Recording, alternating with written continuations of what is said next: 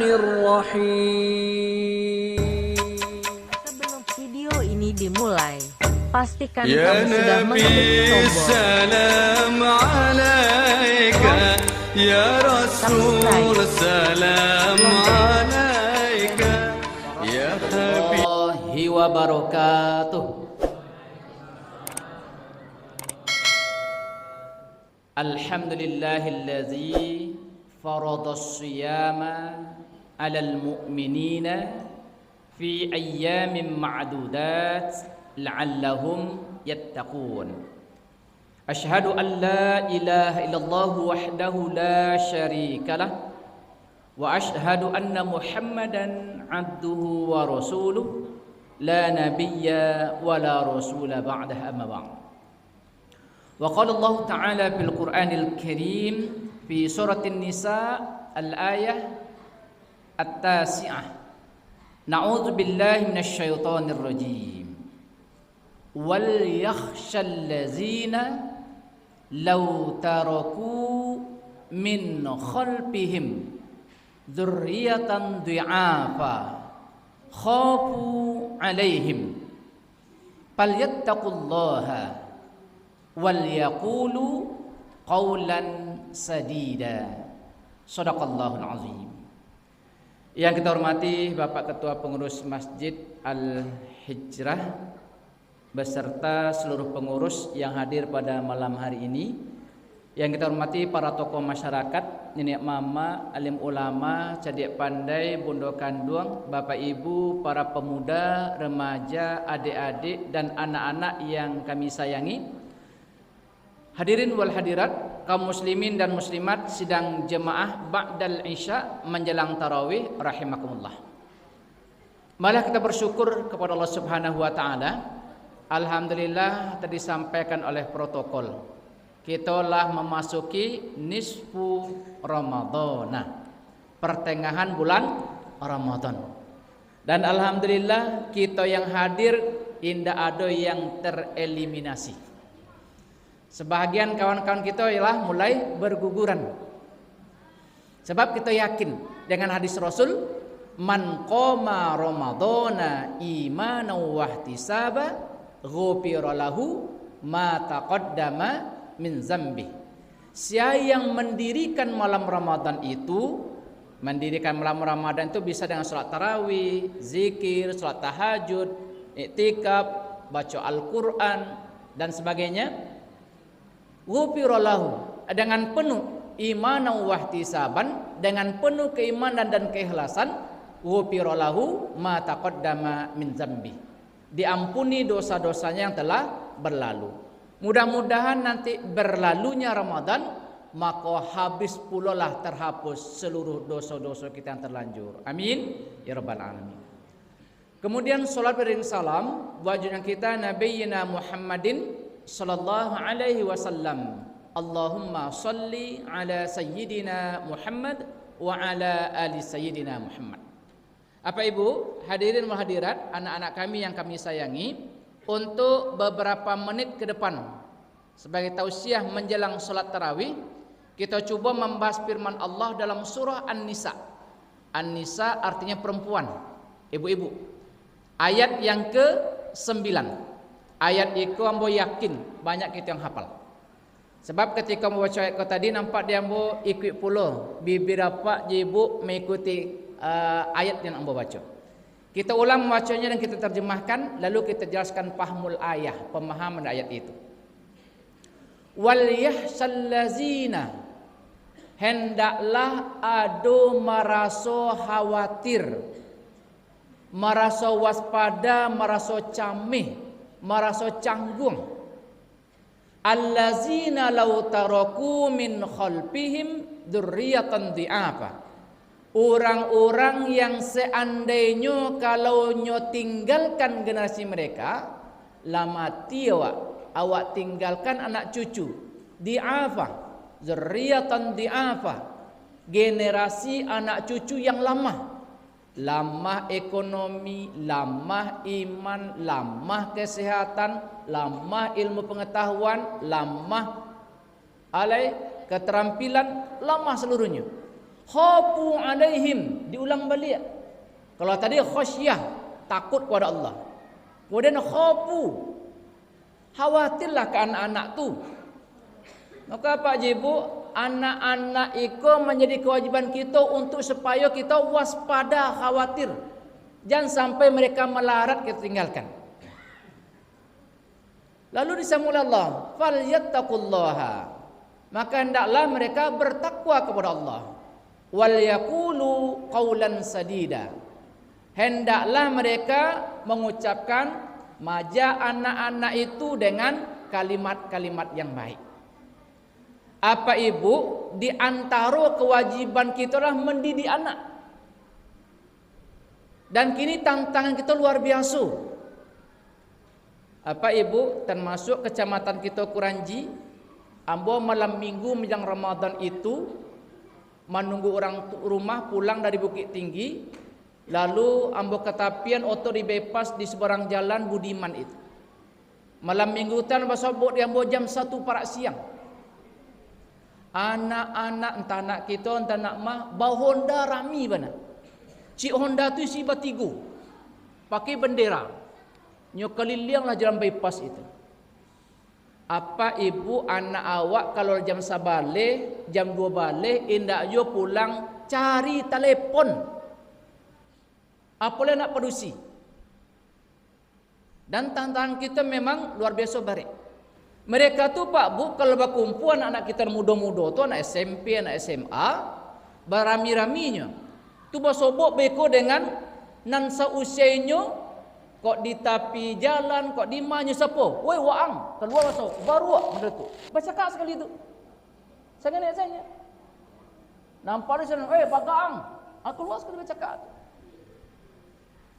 Maka kita orang tua harus waspada. Dan pertama untuk mendidik anak itu berawal dari rumah tangga. Lalu dalam kesempatan ini, Amri mau menyampaikan hakul maulud 'alal walid. Kewajiban orang gaib kepada anak. Mulai semenjak anak lahir tu apa saja kewajiban kita sebagai orang tua. Di antara yang menjadi hakul maulud 'alal walid, kewajiban orang gaib kepada anak itu yang pertama adalah ketika anak lahir, azankan dia telinga sebelah kanan, iqamatkan dia telinga sebelah kiri. Jadi bagi apa-apa, jadi terutama abaknya, ayahnya, ketika lahir anak berkewajiban untuk mengazankan. Dia kalau abaknya nak pandai azan, bah kira-kira. Maka hamba Pak Jibu kepada calon pengantin, terutama yang laki-laki, menyampaikan, lai pandai azan tak? Lai pandai azan tak? Lai pandai azan tak? Sebab kalau tidak pandai azan, beranak nanti, siapa akan mengazankan? Ibu-ibu, kalau ada anak gadi awak, nyo kenalkan kawannya. Ama, kau kawan awak ma. Kalau lagi kenalkan kawan, tanya kawan baa tu. Kalau rasa-rasa jadi calon menantunya, tanya, lai pandai azan tak? Tidak pandai azan, baa akan mengazankan nanti anaknya lahir. Di pertama kali membisikkan kalimat tauhid, kalimat tauhid itu adalah abaknya. Oh Ustaz, suami ambo kalau ndak di kampung, ndak dekat istrinya, minantu ambo di rantau Ustaz, tu beracar Ustaz. Ya kalau memang abaknya ndak ada di situ, yang berkewajiban berikutnya yang lebih dekat, mungkin kakeknya. Ustaz, kakek ikolah payang Ustaz, lah cek kate cek ke bawah payah azan tu Ustaz. Tu salah Ustaz, sianan dekat dengan bayi itu. Maka terutama laki-laki apa-apa nan muda-muda yang masih produktif, yang kemungkinan masih punya anak. Kalau alun pandai azan, azan belajar di kini. Saya tahu kewajiban abak mengazankan anaknya baru lahir. Dan azan itu tidak pula mesti azan sakareh modal di masjid di surau musola tu. Tak boleh dulu karehnya tu. Diambil anak kan sudah diberasian di bidan, suster, perawat segala macam tu, nyagi aja babaduang jagi ke ayahnya. Bisikan ke telinga kanannya. Allahu Akbar, Allahu Akbar. Model itu saja irmanya. Lambek lunak. Jangan sadari model pola azan di musalla masjid. Pacah telinga anak begitu. Jadi diazankan dan diiqamatkan.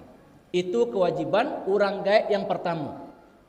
Yang kedua, lah sudah diazankan di telinga kanan, dikomatkan ke telinga sebelah kiri. Yang kedua kewajiban orang kaya adalah memberikan nama yang baik. Maka Pak Jibu pilih nama yang baik dan nama itulah doa. Ustaz, ambo bagi nama anak ambo, nama cucu ambo, Ustaz, nama Asmaul Husna, Ustaz, rancak itu. Tapi jangan Asmaul Husna itu saja. Ditanya orang, siapa nama cucu ibu, Bu? Nama cucu ambo Allah. Masa Allah nama cucu? Lupa Ustaz, ditambah Abdun di awalnya. Abdullah. Siapa nama cucu apa? Cucu ambo namanya Al-Ghaffar. Al-Ghaffar itu nama Tuhan itu. Harus dijaga muka dengan kalimat Abdul Ghaffar. Siapa nama anak apa? Nama anak ambo As-Somad. As-Somad itu nama Allah. Tapi tambah awalnya dengan Abdus Somad. Kemudian apa aja Bu? Ustaz, ambo boleh ambo cari dalam Al-Quran Ustaz. Nama anak ambo tu Ustaz, nama cucu ambo tu Ustaz. Lai rancak tadi jangan dia ambo punya Ustaz. Siapa nama cucu ibu tu? Namanya Ustaz Mardo. Mardo dia ada nama cucu. Mardo tu artinya sakit. Tu sakit panjang secucu. Maka apa aja Bu? Ketika magi nama tu konsultasikan kepada yang mengerti. Tanya ke buya, ke tuanku, ke ustaz, ke guru. Siapa yang mengerti maknanya, tanya dulu. Oh Ustaz, ambo hobi main bola Ustaz. Ambo lagi nama anak ambo nama main bola Ustaz. Silakan julah. Tapi yang jalin nama tu doa. Kemudian apa aja Bu? Kadang ada pula lah dia lagi nama anak rancak, tapi baunya sembarang sih. Nama anaknya lai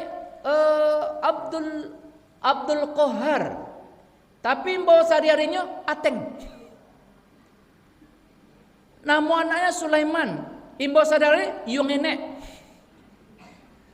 Nama anaknya lai Fatimah. Tapi imbau sadarinya Pihak Banun. Apa ibu nama nerancak tu laken puluh sehari-hari.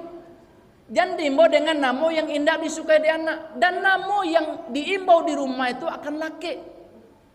Tambah celah Pak Jibu. Ambo tidak setuju orang-orang awak ketika mengendong bayi. Yang awak ucapkan tu doa tu Pak Bu. Keceknya onde buruan alai. Anak bayi serancak tu kecen buruk. Tambah kecen, Bu mangga dia kecen buruk anak serancak ko cek. Kecek Ustaz kalau anak ketek kau nak boleh kecen rancak-rancak Ustaz sakitnya Ustaz. Di malu ke sakit dia kecen rancak. Ibu kecen anak kau buruk jadi doa ya buruk anak tu jadinya. Ada ucapkan doa-doa yang baik. Kan masih terdengar di ketua Pak Bu. Anak ketek kecil orang kayaknya buruk anak alai. Maka didoakan buruk. Kini rubah. Dia gantengnya anaknya leh. Dia rancaknya anak leh. Subhanallah. Itu doa Pak Jib. Jadi kewajiban yang kedua adalah memberikan nama yang baik dan diimbaukan dengan nama yang baik itu. Yang ketiga, kewajiban orang tua adalah mengakikahkan anak itu. Dalam hadis sebutkan anak itu tergadai sampai dibayarkan akikahnya. Kalau laki-laki anak barekua akikahnya Pak Bu 2 ekor kambing. Kalau padusi sekor kambing. Jadi pernah ada jemaah bertanya kambo, Ustaz, kalau seandainya Ustaz biaya untuk beli kambing itu membaling ke daging Ustaz. Beli kambing tu 2 ekor Ustaz, anak ambo kelaki. Sekor kambing tu 2 juta, kadang 2,5 juta Ustaz. 2 juta kali 2 sampai juta Ustaz. Kalau mau baling ke daging 4 juta tu banyak dapat daging Ustaz. Kalau mau beli ke kambing 2 ekor Ustaz, tulang sana banyak Ustaz. Lebu lihat tu Ustaz. Ambo alihkan biaya beli kambing itu kepada membeli daging. Kamu sampaikan Pak Bu, yang disyariatkan itu adalah menyembelih kambing, tidak membeli daging. Jadi ditukar pula menyembelih kambing dengan membeli daging. Lalu Ustaz, ambo memang punya anak lelaki Ustaz, tapi kemampuan ambo membeli siku kambing Ustaz. Kalau siku ya silakan, dah biar siku kambing itu. Ustaz, ambo nak mampu Ustaz mengakikahkan anak ambo Ustaz. Kalau nak mampu tidak ada kewajiban. Lalu bila dilakukan akikah itu, apa jibu? Akikah itu dianjurkan ketika anak berumur 7 hari. Oh, umur 7 hari induknya masih sakit Ustaz. Tak bisa umur 7 hari umur sampai balik hari. Tak juga bisa umur sampai balik hari umur 21 hari. Itu yang sangat dianjurkan. Kalau tidak bisa Pak Ustaz, ya bila bisa saya. Yang ambo sangkan apa jibu, masih banyak kebiasaan orang kita mengakikakan anak itu pasangan. Dia acok bana tu minta doa Ustaz, doakan mohon doa beku Ustaz. Doa apa tu Bu? Doa selamat nikah sekaligus akikah. Akikah siapa Bu? Akikah anak daro. Baru mau nak daro tu Bu 23 tahun Ustaz. Apa ibu kalau mampu waktu anak umur 7 hari atau sampai balik 21 hari, waktu itulah yang disunnahkan akikah itu, bukan ketika menjadi anak daro. Ambo tanya Pak Adik, waktu anak daro kok diakikahkan Bu? Yo nampak dia ambo model tu orang Ustaz. Orang banyak mengakikahkan anaknya ketika kamu nikah, ambo akikah. Kalau anak ambo waktu nikah. Jadi pengetahuan itu hanya semacam kebiasaan orang lain. Dia Pak Ibu kita beramal itu dengan ilmunya. Ilmunya kita ketahui akikah itu disunnahkan anak berumur sampai balik hari atau umur 7 hari atau sampai balik hari atau 21 hari. Itu kewajiban ketiga. Kewajiban yang keempat kewajiban orang tua adalah mendidik anaknya agar berakhlakul karimah. Ba anak ko berilmu, ba anak ko berakhlak, kewajiban orang tua. Dan itu dimulai dari rumah tangga Pak Bu. Dari rumah itulah diajarkan kalimat-kalimat.